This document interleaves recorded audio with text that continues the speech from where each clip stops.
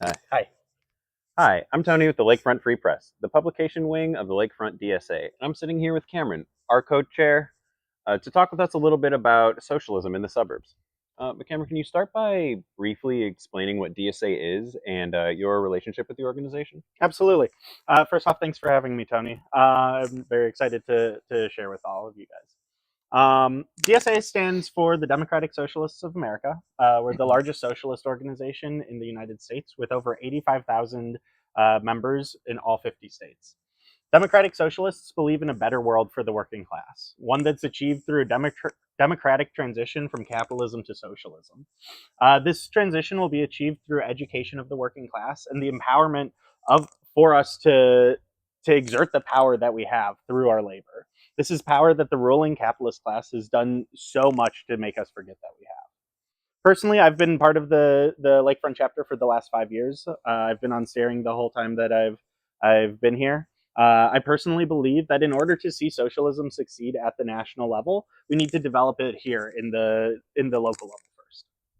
And what do you feel about the state of politics at the moment, especially as it relates to our two-party system? Yeah, absolutely. I believe that our current political system is rotten. The deck has been stacked against the working class since the beginning, since the signing of a constitution that explicitly allowed for slavery and implements checks and balances on the common rabble through undemocratic systems like the Senate and an unelected Supreme Court.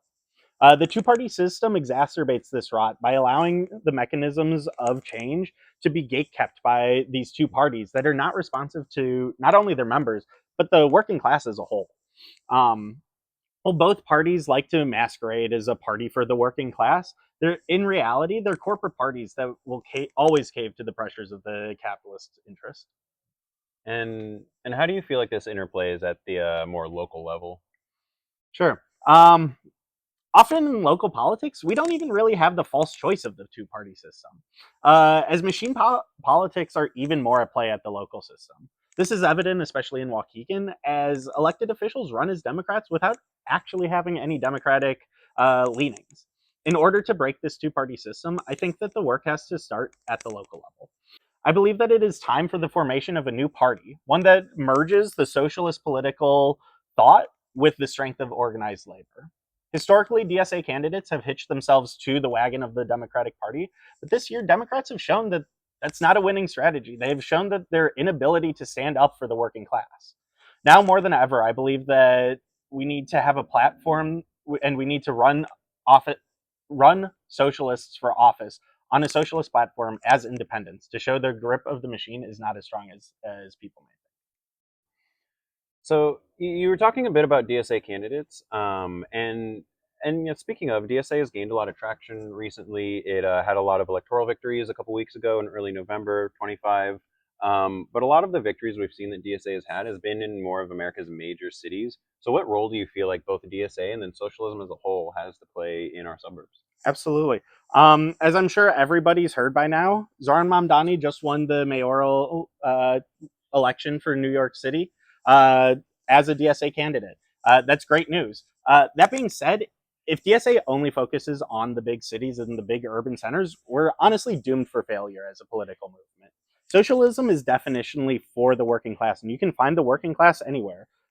You find them in big cities, you find them in suburbs, and you find them in rural settings. Suburbs know firsthand the harm that capitalism can do to a population. Many suburbs were formed around either a single industry or even a single plant. And as soon as the capitalists that run those plants and run those industries decide that they aren't getting enough profit out of them, they pull them to ship off seas or down to a place where labor is cheaper.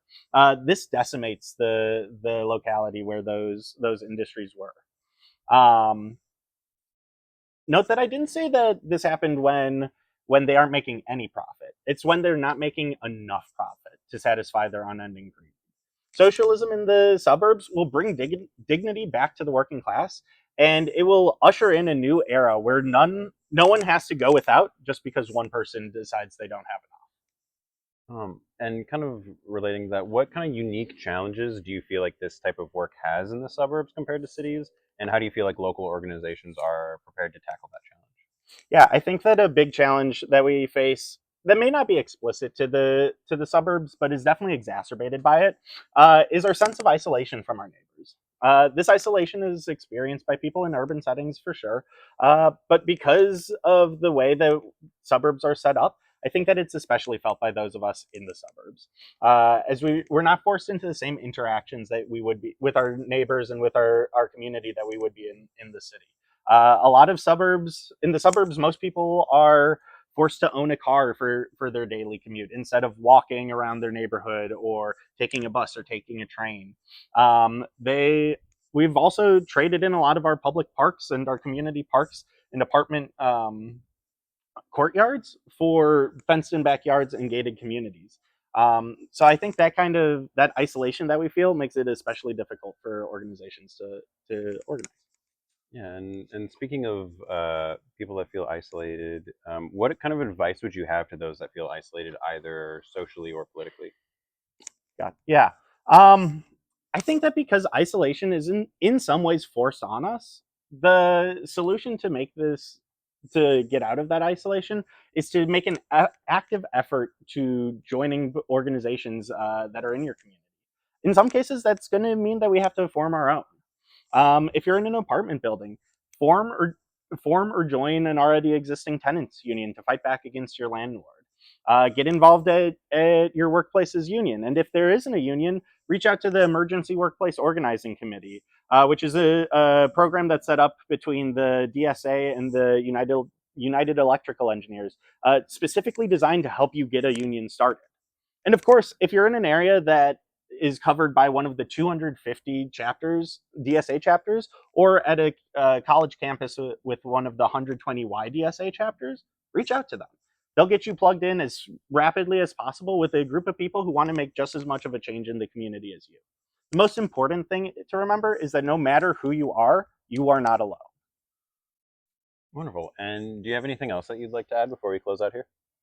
I just want to reiterate that this feeling of isolation and of helplessness that so many of people are feeling these days is a tool of the capitalist interests to make you feel like fighting against the status quo is pointless, and that's just not true. A better world is possible if you get involved with the people in your community, but that's going to take effort to fight for and raise up your fellow. So then, for those that might be looking to get involved either with DSA or Lakefront, where can they go to find out some more information? Sure, you can follow us on all of our socials. We have Instagram's our biggest one, but we also have Facebook. Be sure to check out the Lakefront Free Press on our Facebook page to stay up to date with our articles and videos like this. You can also go to our website, which is lakefront-dsa.org. And on there we have, again, our Lakefront Free Press articles, but you'll also find a calendar that lists all of our meeting times for our general meetings and our committee meetings. And finally, if you're in Lake County, reach out to us at lakefront.dsa@gmail.com and we'll get you plugged in right away. Great. Once again, this is Cameron, one of the co-chairs of Lakefront DSA, and I am Tony from the Lakefront Free Press. Cameron, thank you so much for your time, and I hope to see you all soon. Thank you for having me, Tony.